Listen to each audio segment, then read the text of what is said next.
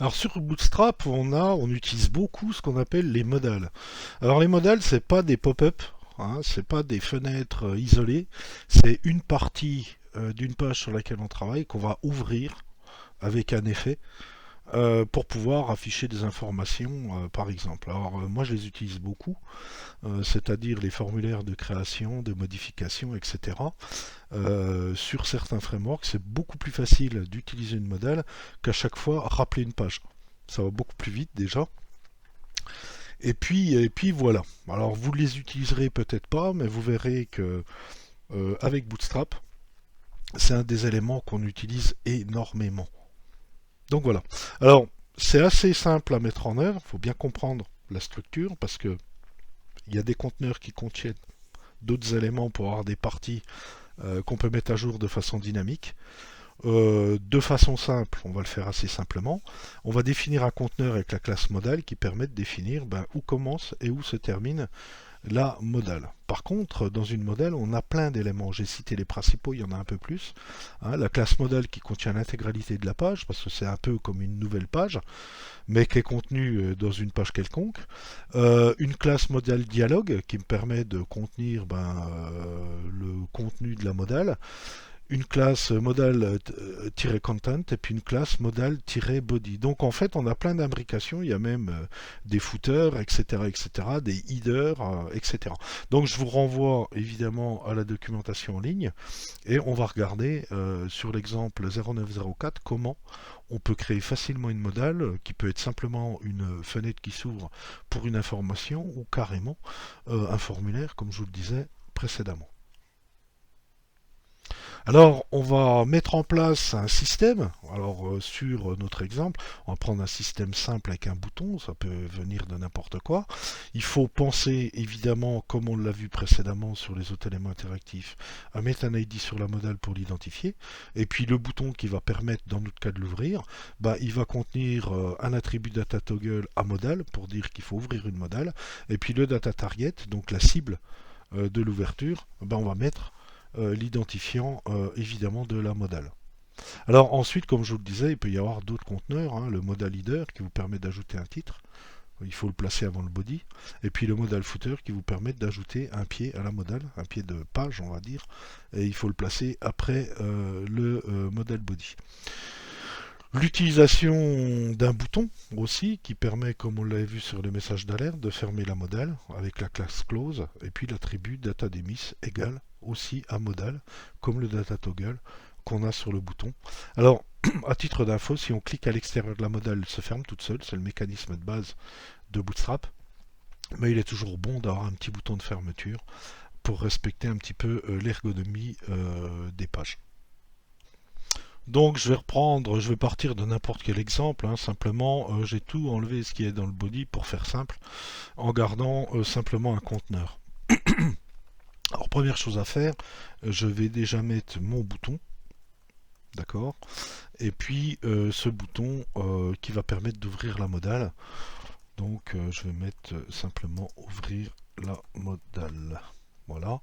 Et puis ici, le bouton, je vais lui mettre les classes classiques, hein, BTN, et puis BTN Primary, par exemple. OK. Voilà, pour l'instant, je ne laisse que ça sur mon bouton. Et puis ici, je vais décrire la modale. Alors généralement, les modales, soit on les définit à la fin, hein, puisqu'ils appartiennent à une page. Et on verra plus tard, notamment en utilisant Vue.js, on les définira en tant que composant, qui est appelé quand on en a besoin. Donc je vais faire une première div. Hop là, que je vais fermer. Et cette première div, ça va être ma modale. Donc je lui mets la classe modèle. Voilà. Pour l'instant, je ne fais que ça. À l'intérieur, il va y avoir une autre div qui contient la classe dialogue, modèle dialogue.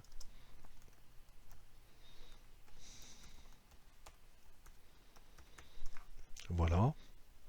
Donc respectez cette structuration, hein. Si vous occultez des classes, vous pourriez avoir des problèmes de mise en page. Et enfin, une div qui va être le contenu. Alors le contenu, c'est à la fois du contenu textuel, des titres, des footers, tout ce que vous voulez, hein. Donc modal content. Et pour l'instant, je ne vais mettre qu'un body, donc il va contenir du lorem texte. Donc div, voilà. Et là, vous avez votre imbrication que je vous ai montré sur le slide. Donc classe égale donc modal, je vais y arriver, tirer body. Voilà. Et ici, ben, je vais récupérer du lorem sur un autre exemple. Je vais prendre ça, par exemple.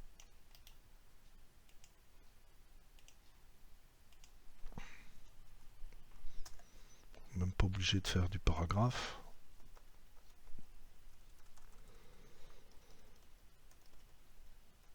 Et je mets tout ça en forme. Alors là, faites particulièrement attention à l'indentation, hein, évidemment. Pour pouvoir un peu travailler correctement, on a vite fait de se perdre. Donc je suis sur le 0904. Donc voilà, alors si je clique dessus, ben vous voyez rien, effectivement, comme c'est une modale, elle s'ouvre en avant-plan. Donc pour mettre le mécanisme en place, donc il va falloir indiquer sur le bouton. Alors moi j'aime bien venir à la ligne parce que vous verrez que dans les frameworks, à un moment donné, on a plein d'attributs, donc ça permet de les avoir en liste. C'est beaucoup plus pratique. Donc je vais faire un data-toggle égale, donc ça va être l'ouverture d'une modale. Et puis, il faut que je précise quelle est la cible. Donc pour la cible, ben, il faut que j'identifie ma modale. Donc je vais lui donner un ID. Je vais l'appeler ma modale. Voilà. Et ici, je vais préciser le data-target. Donc la cible égale, c'est bien un ID, donc un dièse, ma modale. Voilà. Pour l'instant, le mécanisme devrait fonctionner. Donc je réactualise ma page et voilà ma modale. D'accord? Alors si je clique à l'extérieur, évidemment, elle disparaît. Donc il est de bon ton de mettre quand même un picto, un titre, etc. On peut mettre tout ce qu'on veut, hein, des vidéos, des images, etc. etc. On va donc ajouter deux éléments, un titre et puis un petit bouton de fermeture. Comme je vous le disais précédemment, il est bon ton quand même de le mettre sur votre modal. Alors pour mettre un titre, donc on va se mettre dans le contenu avant le body. Donc à peu près au même niveau, hein. Donc ici je vais mettre une nouvelle div, voilà, et puis cette div là, je vais lui donner la classe modal header pour la placer en haut,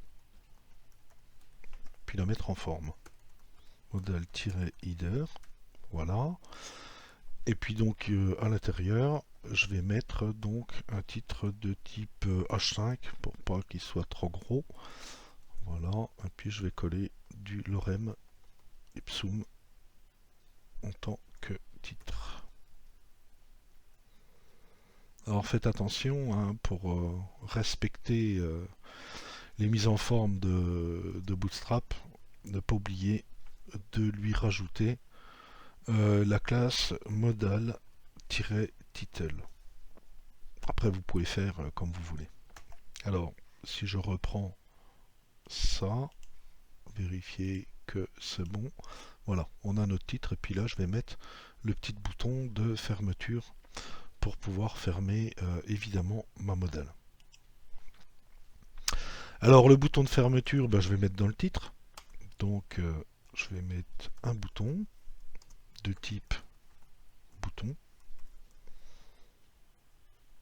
tout simplement.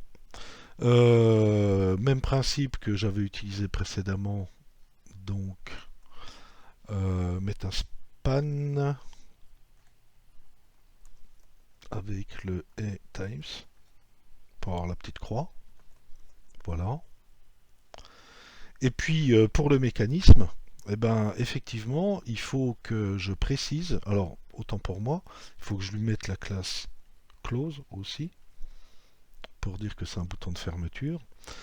Et simplement, pour pouvoir fermer la fenêtre, ben, je mets simplement l'attribut data-dismiss égale modal. Hop là. Je vérifie. Vous voyez, vous avez votre petit bouton ici, et quand vous cliquez dessus, vous fermez votre modèle. Enfin, on peut aussi mettre des pieds de page, hein. Généralement, on met des boutons dans les pieds de page ou des éléments d'interaction, par exemple si on a un formulaire, type valider, annuler, etc. etc. Donc on va recréer une div, donc après le body, et puis dans laquelle on va mettre notre footer, hein, pied de page, donc modal-footer. Donc voilà, et puis à l'intérieur, on va mettre un simple bouton. Donc on va utiliser un bouton bootstrap.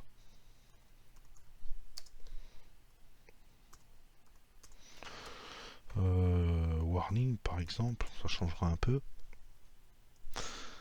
Et ce bouton, on va lui mettre fermer la modale. Et on va lui dire aussi de pouvoir fermer la modale. Donc on utilise le même système, hein, qu'on a ici sur la petite croix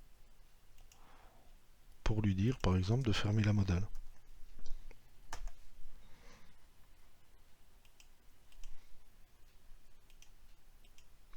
Voilà, j'ouvre, je peux la fermer ici ou la fermer ici.